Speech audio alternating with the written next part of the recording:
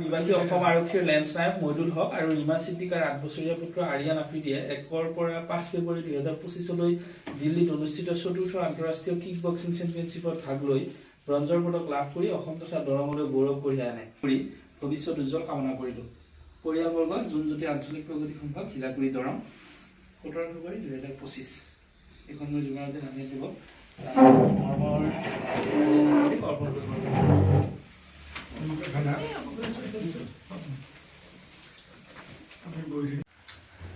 চলিত বৰ্ষৰ 1 ফেব্ৰুৱাৰীৰ পৰা 5 ফেব্ৰুৱাৰীলৈ দিল্লীত অনুষ্ঠিত 4ৰ্থ আন্তঃৰাষ্ট্ৰীয় কিক বক্সিং চেম্পিয়নশ্বিপত দৰং জিলাৰ ঐতিহাসিক পাথৰিঘাট অঞ্চলৰ আঠপুৰীয়াপাৰা গাঁৱৰ সুসন্তান আৰিয়ান আফ্ৰিদিয়ে ব্ৰঞ্জৰ পদক লাভ কৰি অসম তথা দৰঙলৈ গৌৰৱ কঢ়িয়াই আনিছে।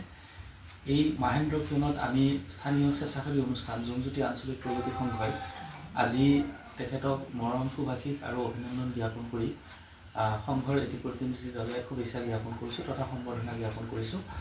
আমি আশা কৰিছোঁ এই কণমানি 8 বছৰীয়া আৰিয়ান আফ্ৰিদিয়ে ভৱিষ্যত সময়ত এই ক্ৰীড়াৰ ক্ষেত্ৰখনত উজ্বলি উঠি অসম তথা ভাৰতবৰ্ষক জীৱিকা তুলিব বুলি আমি অন্তঃকৰণেৰে কামনা কৰিছোঁ আৰু তেখেতৰ ক্ৰীড়া জীৱন মধুৰ হওক, সুখৰ হওক আৰু অধিক উচ্চতাৰ পৰা উচ্চতালৈ সফলতাৰ শিখৰ চুমিবলৈ সক্ষম হওক এয়া আমি আশা কৰিছোঁ।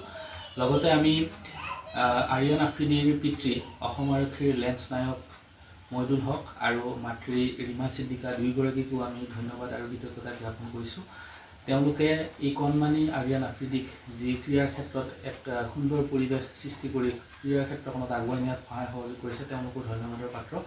আজিকালি ছাত্ৰ ছাত্ৰীসকল মোবাইল বা আন কথাত ঘৰতে ব্যস্ত থাকি তেওঁলোকে একঘামী স্বভাৱৰ বা জেদী স্বভাৱৰ হ'বলৈ দেখা গৈছে বা পৰিলক্ষিত হৈছে, যাৰ ফলত সমাজখন বা ভৱিষ্যত সমাজখন এটা বিশৃংখল পৰিৱেশৰ সৃষ্টি হ'ব বুলি আমাৰ অনুমেয় হয়।